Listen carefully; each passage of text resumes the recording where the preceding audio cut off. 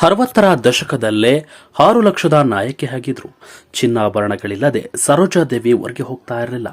ಸರೋಜಾದೇವಿಯ real life story ಹೇಗಿತ್ತು ನೋಡ್ಕೊಂಬರೋಣ ಬನ್ನಿ ವೀಕ್ಷಕರೇ. ಈ ಒಂದು ವಿಡಿಯೋ ನೋಡೋಕೆ ಮೊದಲು ನೀವು ನಮ್ಮ ಚಾನಲ್ಗೆ ಸಬ್ಸ್ಕ್ರೈಬ್ ಆಗಿಲ್ಲ ಅಂದ್ರೆ ಕೂಡಲೇ ಸಬ್ಸ್ಕ್ರೈಬ್ ಆಗಿ, ಹಾಗೆ ಪಕ್ಕದ ಬೆಲ್ ಐಕನ್ ಕ್ಲಿಕ್ ಮಾಡ್ಕೊಳ್ಳಿ ವೀಕ್ಷಕರೇ. ತಮ್ಮ ಜೀವಮಾನದಲ್ಲಿ ಬಿ ಸರೋಜಾದೇವಿ ಇಂದು ನಕಲಿ ಆಭರಣಗಳನ್ನು ಧರಿಸಿದವರೇ ಅಲ್ಲ. ಯಾವುದೇ ಪಾತ್ರ ಕೊಟ್ಟರೂ ಅದಕ್ಕೆ ತಕ್ಕಂತೆ ಸ್ವಂತ ಚಿನ್ನದ ಒಡವೆಗಳನ್ನೇ ಧರಿಸುತ್ತಿದ್ದ ಶ್ರೀಮಂತೆ ಬಿ ಸರೋಜಾದೇವಿ. ಬಳಸಲಾಗ್ತಾ ಇದ್ದಂತಹ ಒಂದು ಚಿನ್ನವನ್ನ ನೋಡಿದ್ರೆ ಅನೇಕರು ಕೂಡ ಶಾಕ್ ಆಗಿದ್ರು. ಹೌದು, ಸರೋಜಾದೇವಿಯವರು ಇಷ್ಟು ಅಭಿನಯದಲ್ಲಿ ಬಹಳ ಫೇಮಸ್ ಆಗಿದ್ರು. ಅಭಿನಯ ಸರಸ್ವತಿ ಅಂತಾನೆ ಕೂಡ ಬಿ ಸರೋಜಾದೇವಿ ಅವರನ್ನ ಕರಿತಾ ಇದ್ರು.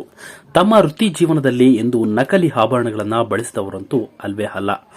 ಎಂತ ಪಾತ್ರ ಕೊಟ್ಟರು, ಮಹಾರಾಣಿ ಪಾತ್ರವೇ ಇದ್ರೂ ಕೂಡ ಆ ಪಾತ್ರಕ್ಕೆ ತಕ್ಕಂತೆ ಅಪ್ಪಟ ಬಂಗಾರದ ಒಡವೆಗಳನ್ನೇ ಧರಿಸುತ್ತಿದ್ದವರು. ಆ ಮಟ್ಟಕ್ಕೆ ರಿಯಲ್ ಲೈಫ್ನಲ್ಲಿ ಬಿ ಸರೋಜಾದೇವಿ ಅಗರ್ಭ ಶ್ರೀಮಂತೆ ಆಗಿದ್ರು. ಸಿನಿಮಾದಲ್ಲಿನ ಪಾತ್ರ ಹಾಗೂ ಸೀನ್ಗಳ ಕುರಿತು ನಿರ್ದೇಶಕರ ಬಳಿ ಮುಂಚೆಯೇ ಬಿ ಸರೋಜಾದೇವಿ ಮಾಹಿತಿ ಪಡೆಯುತ್ತಿದ್ದರು. ಸೀನ್ಗೆ ತಕ್ಕಂತೆ ಆಭರಣಗಳನ್ನ ಬಿ ಸರೋಜಾದೇವಿ ತೊಡುತ್ತಿದ್ರು. ಎಷ್ಟೋ ಬಾರಿ ಒಡವೆಗಳ ಬ್ಯಾಗ್ಸ್ಗಳನ್ನೇ ಬಿ ಸರೋಜಾದೇವಿ ಶೂಟಿಂಗ್ ಸೆಟ್ಗೆ ತರ್ತಿದ್ರಂತೆ.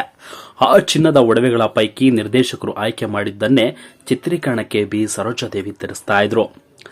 ಹೆಣ್ಣು ಮಕ್ಕಳು ಮಹಾಲಕ್ಷ್ಮಿ ಅಂತೆ ಇರಬೇಕು ಅಂತ ಎಷ್ಟೋ ಹೆಣ್ಣು ಮಕ್ಕಳಿಗೆ ಬಿ ಸರೋಜಾದೇವಿ ಸಲಹೆ ನೀಡಿದ್ದಾರೆ. ಚೆನ್ನಾಗಿ ರೆಡಿಯಾಗುವ ಹೆಣ್ಣು ಮಕ್ಕಳನ್ನ ಕಂಡ್ರೆ ಬಿ ಸರೋಜಾದೇವಿ ಅವರಿಗೆ ವಿಶೇಷ ಒಲವು. ಎಷ್ಟೋ ನಟಿಯರಿಗೆ ಮೂಗು ಚುಚ್ಚಿಸಿಕೊಳ್ಳುವಂತೆ ಬೇರೆ ಬೇರೆ ರೀತಿಯ ಕಿವಿಯ ಆಭರಣಗಳನ್ನು ಧರಿಸುವಂತೆ ಬಿ ಸರೋಜಾದೇವಿ ಸೂಚಿಸುತ್ತಿದ್ದರಂತೆ. ತೆರೆ ಮೇಲೆ ಹೇಗೆ ಪ್ರೆಸಿಡೆಂಟಬಲ್ ಆಗಿರ್ತೀವೋ ನಿಜ ಜೀವನದಲ್ಲಿಯೂ ಅಷ್ಟೇ ಪ್ರೆಸಿಡೆಂಟಬಲ್ ಆಗಿರಬೇಕು ಅಂತ ಒಳ್ಳೆಯ ಸೀರೆ ಹಾಗೂ ಅದಕ್ಕೆ ತಕ್ಕ ಹಾಗೆ ಚಿನ್ನದ ಆಭರಣಗಳನ್ನು ಧರಿಸಿ ಬಿ ಸರೋಜಾದೇವಿ ಹೊರಗೆ ಬರ್ತಿದ್ರು.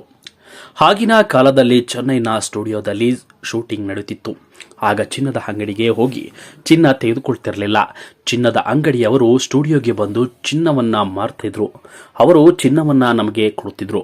ಬರೋ ತಿಂಗಳು ದುಡ್ಡು ಪಡೆಯುತ್ತೇವೆ ಎನ್ನುತ್ತಿದ್ರು. ಶೆಡ್ಯೂಲ್ ಮುಗಿಯುವ ಹೊತ್ತಿಗೆ ಹಣ ಪಡೆಯುತ್ತಿದ್ರು. ಹೀಗಾಗಿ ಪ್ರತಿಯೊಬ್ಬ ಕಲಾವಿದರ ಬಾಕ್ಸ್ಗಳಲ್ಲಿ ನಿಜವಾದ ಚಿನ್ನದ ಒಡವೆಗಳೇ ಇರ್ತಿದ್ವು ಎಂದು ಗತಕಾಲದ ವೈಭವವನ್ನ ಜಯಮಾಲಾ ನೆನೆಸಿದ್ದಾರೆ. ಬಿ ಸರೋಜಾದೇವಿ ಅವರು ಯಾವಾಗಲೂ ಒಂದು ದೊಡ್ಡ ವಜ್ರದ ಉಂಗುರ ಧರಿಸ್ತಾ ಇದ್ರು. ಅದನ್ನ ನೋಡಿ ನಾನು ಕೇಳುತ್ತಿದ್ದೆ, ಈ ಉಂಗುರ ಎಷ್ಟು ಬ್ಯೂಟಿಫುಲ್ ಆಗಿದೆ, ಈ ತರಹ ಈಗ ಬರುತ್ತಲೇ ಇಲ್ಲ ಅಂತ. ಅದಕ್ಕೆ ನಾನು ಕೊಟ್ಟಿದ್ದು 25 ರೂಪಾಯಿ ಅಂತ ಹೇಳಿದ್ರು.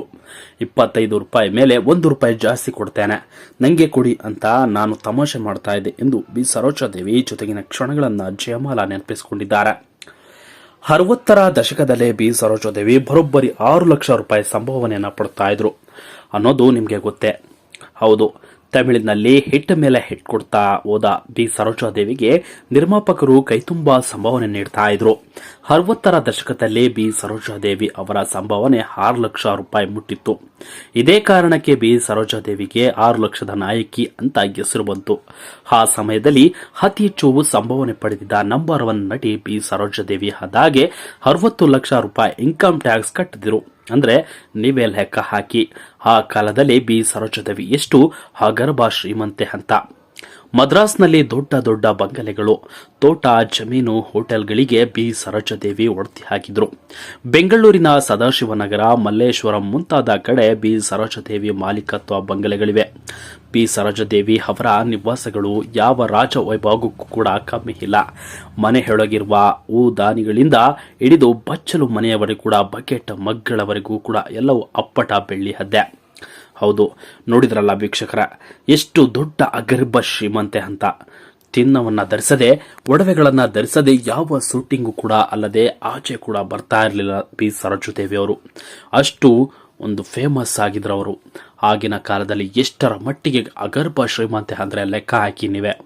ಆಗಿನ ಕಾಲದಲ್ಲಿ ಊಟಕ್ಕೂ ದಿಕ್ಕು ತಪ್ಪಿಸ್ತಾ ಇರುವಂತಹ ವಿಚಾರ ಜನಗಳು ಅಲಿತಾ ಇದ್ರು.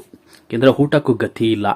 ಒಂದೊಂದು ರೂಪಾಯಿ ಕೂಡ ಬಹಳ ಕಷ್ಟದ ಸ್ಥಿತಿಯಲ್ಲಿ ಇತ್ತು. ಅಂತಹ ಸಂದರ್ಭದಲ್ಲಿ ಬಿ ಸರೋಜಾದೇವಿ ಲಕ್ಷ ಲಕ್ಷ ಸಂಪಾದನೆಯನ್ನ ಮಾಡ್ತಾ ಇದ್ರು. ಅಂದ್ರೆ ನಿಜಕ್ಕೂ ಎಷ್ಟರ ಮಟ್ಟಿಗೆ ಅವರ ನಟನೆ ಅಷ್ಟು ಸಖತ್ತಾಗಿ ಮಾಡ್ತಾ ಇದ್ರು ಅನ್ನೋದಕ್ಕೆ ಇದೆ ಉದಾಹರಣೆ ವೀಕ್ಷಕರ.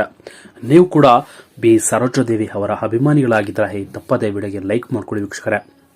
ಸದ್ಯಕ್ಕೆ ಇದೀಗ ನಮ್ಮನ್ನೆಲ್ಲ ಬಿಟ್ಟು ಬಿ ಸರೋಜಾದೇವಿ ಅಗಲಿದ್ದಾರೆ. ಅವರ ಆತ್ಮಕ್ಕೆ ದೇವರು ಶಾಂತಿಯನ್ನ ಕೋರಲಿ ಅಂತ ದೇವರಲ್ಲಿ ಪ್ರಾರ್ಥಿಸ್ತಾ ಈ ವಿಡಿಯೋನ ಮುಗಿಸ್ತಾ ಇದ್ದೀನಿ ವೀಕ್ಷಕರೇ. Thank you.